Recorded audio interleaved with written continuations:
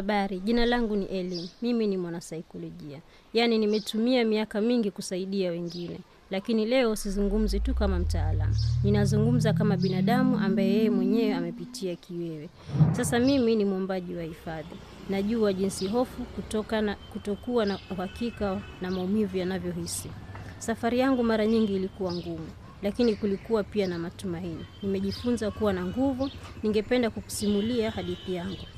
Na ningependa pia kukuonyesha kile kilichonisaidia katika safari yangu binafsi ya uponaji. Kiwewe hutokea mtu anapopitia jambo baya sana. Kwa mfano, vurugu, vita au kupoteza mtu wako wa karibu. Hata kama tukio lishapita, kiwewe kinaweza kubaki. Kinaweza kubaki mwilini na akilini. Unapopitia kipindi chenye msongo wa mawazo, kama wakati wa mchakato wa kuomba hifadhi, kiwewe kinaweza kurudi tena. Lakini la muhimu ni kuelewa kwamba hauko peke yako. Watu wengi wamepitia njia hii kabla yako. Kuna msaada ambapo pia wewe unaweza kusaidia. Kiwewe kilichopitiwa mara nyingi huwa na madhara mwilini na akilini. Kwa muda mrefu baada ya tukio, watu wengi hupitia tena na tena kumbukumbu ya yale waliopitia. Hii huitwa flashbacks. Mtu uhisi kana kwamba yuko tena katikati ya tukio lenyewe. Matokeo mengine ya kiwewe yanaweza kuwa kama matatizo ya usingizi, huzuni, hofu, mashambulizi ya hofu, yani panic, kuwa na hasira kirahisi na matatizo ya kuzingatia.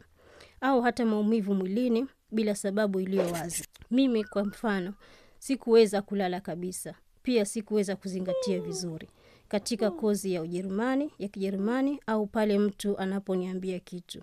Katika mchakato wa kuomba hifadhi, hali inaweza kuwa ngumu zaidi. Mara nyingi mtu huwa peke yake na msongo mwingi wa mawazo na hajui nini kitafuata. Majeraha ya zamani yanaweza kufunguka tena. Hisia hizi zinaonyesha kwamba mwili na akili vinahitaji msaada. Nilitamani sana kujisikia vizuri. Niligundua kwamba nilihitaji kuchukua hatua. Ndio maana nilianza kujisaidia mwenyewe.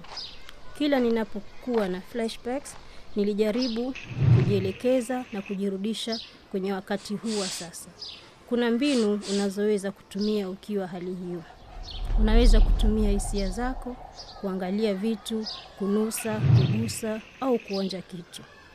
Kwa njia hii unaweza kujionyesha kwa kusema, mimi sasa niko salama. Manake pia nimepata kutembea sehemu na kutembelea watu ambapo niliweza kutulia na kujihisi salama. Nimeacha kuangalia habari ambazo zinanipa hofu na najikumbusha mwenyewe mimi ndiye mtaalamu wa mwili wangu na nafsi yangu. Sihitaji kuwa na aibu kwa hisia zangu. Uponaji ni safari na ni muhimu kuchukua hatua baada ya nyingine. Hata mimi kama mwanasaikolojia nilitafuta msaada wa kitaalamu. Hii ni si ishara ya udhaifu, ni ishara ya nguvu na inaonyesha kwamba nataka kujitunza vizuri. Wanasayansi wa akili wanasema kuweza kukusaidia kwa dawa kuboresha dalili. Kwa mfano, dawa ambazo zinakusaidia kulala vizuri tena. Wataalamu wa tiba ya akili huweza kikao cha mazungumzo na wewe ili uweze kushughulikia yale uliyopitia. Hauhitaji kuzungumzia tukio la kiwewe iwapo hilo bado ni gumu sana. Badala yake unaweza kubaini pamoja na mtaalamu ni nini kinachokusaidia kwa sasa. Kwa watu wengi vyote viwili ni vizuri, yani dawa na mazungumzo. Ni muhimu kupata mtu ambaye unajihisi salama na mnaelewana naye. Msaada ni muhimu sana kwa uponaji. Huu unaweza kuwa marafiki, familia au msaada wa kitaalamu. Wanaokuonyesha kwamba hauko peke yako. Uponaji unahitaji muda, lakini kila hatua ni muhimu. Labda unataka kujaribu kitu kipya, kitu kinachokuletea furaha, kinachokupa nguvu, au kukuelekeza mawazo yako mahali pengine. Kwa mfano, kusikiza muziki unaopenda, au kucheza, kutembea, au kuangalia filamu unayoipenda. Hata vitu vidogo vidogo vinaweza kusaidia kupata nguvu upya na kuhisi furaha tena. Kila mtu ni tofauti. Gundua ni nini kinachokufaa wewe. Kumbuka kwamba kupona ni safari na ni sawa kuchukua hatua kwa kasi yako mwenyewe. Asante kwa kunisikiliza. Kumbuka, iwapo unapitia kitu kama hiki, kuna msaada. Zungumza na wengine na tafuta msaada. Ni jambo muhimu zaidi. Jitunze mwenyewe.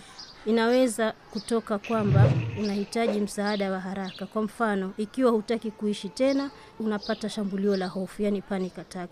Katika hali kama hizi, kuomba msaada ni ishara kubwa ya nguvu, kwani hali kama hizi kuna huduma za dharura za msaada, yani Krisendienst kote Ujerumani. Huko kuna watu watakusikiliza na kukusaidia. Usiku na mchana, wanaongea lugha nyingi. Nambari hii ni bure kupiga. Iwapo uko Bavaria, piga nambari hii kutoka kwenye simu kadi yako ya Ujerumani. Usisahau hauko peke yako. Una haki ya kupata usaidizi na tunasaidiana sisi kwa sisi.